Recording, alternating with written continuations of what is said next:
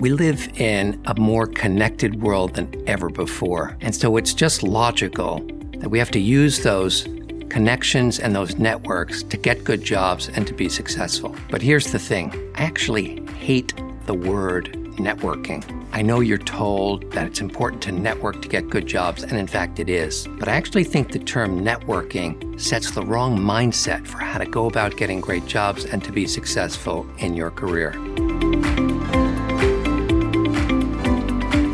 I really prefer something that I call a relationship mindset. Having a relationship mindset is one of the most important things you can do to get a great job and to be successful in your career, but also to be really happy as a person professionally and in your entire life. A relationship mindset is distinct from networking in the fact that it's really a two-way street. A relationship mindset is, how can I help you as much as how I can hope you can help me?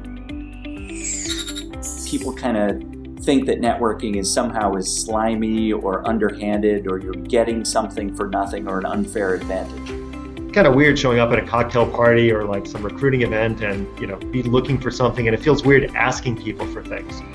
To me, networking connotes crass cocktail parties and trying to get business cards and trying to get leads. You're just trying to get something from someone else. Maybe that's okay for some people, but I don't think that's as sustainable a long-term career strategy.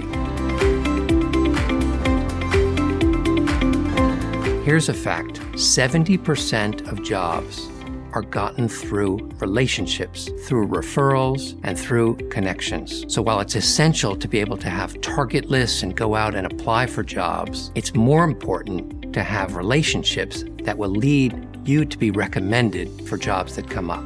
Here's my analogy. You're a college student and you go home and you get an email from someone from your high school. And the email is, the subject line says, great high school student interested in Colgate. And then in the body of that, it says, I found your name through the high school alumni directory. I'm thinking of applying to Colgate. I'd love to set up a short conversation with you at your convenience. I'd like to ask you about your experience and what it was like to apply to Colgate. And then think, if you're the recipient of that email, how are you going to respond? Most people will say, hey, I feel really great. I feel honored to be asked that. So that's one scenario. The second scenario is great net student seeking help is the subject line, and the body of the email says, I don't know you, but I see that you went to my high school and you're at Colgate. I've applied, can you get me in? So it's two different things. What networking really is that first scenario we just put out. That what you're asking is, I'd love to have a little bit of your time at your convenience, and I want to ask your advice and insight because I'm thinking of doing something similar. What I've always tried to do, and this is probably my best advice on a topic I'm not very good on, is when you interact with people, try to find something you're genuinely curious about, number one. So might be their company, might be something in their background, might be something they're wearing. But go up to people, and when you're trying to quote unquote network, just find something you want to learn from them, a question you want to ask, something you're curious about. That's number one. And number two, it's okay to ask them for advice too. People love giving advice. So if you've got nothing else, just go up to them and say, hey, here's who I am, here's where I grew up, here's kind of my situation. If you were in my position, what would you do? And people will help you.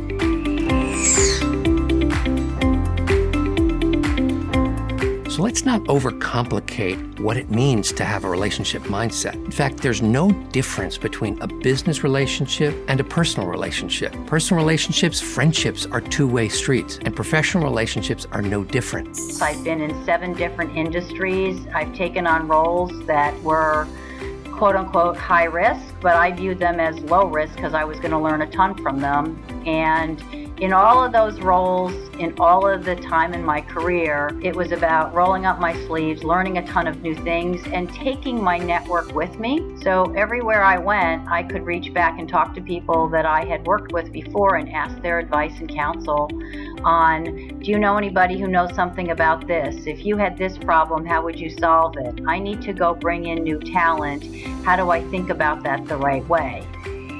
So don't think that you have to have a business relationship in one side of your brain and your friendships and personal relationships in your others. Because in fact, When you're working in an organization, it's really important to have friendships and personal relationships. That is the way to get the jobs, but it's also the way when you're working to be successful because people want to do business with people who they feel comfortable with.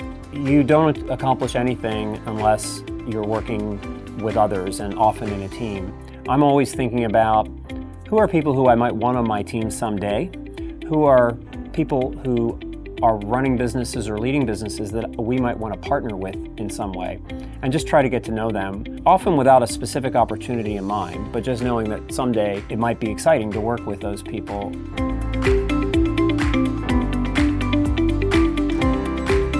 Employers evaluate candidates along two dimensions: experience and how that lines up with what they need in the job. But more important is actually the judgment about fit. And fit is not particularly scientific. Hiring managers are making personal judgments, and that's often based on how comfortable they feel with you and how much they like you. So having a relationship capability to build rapport is essential to getting a job.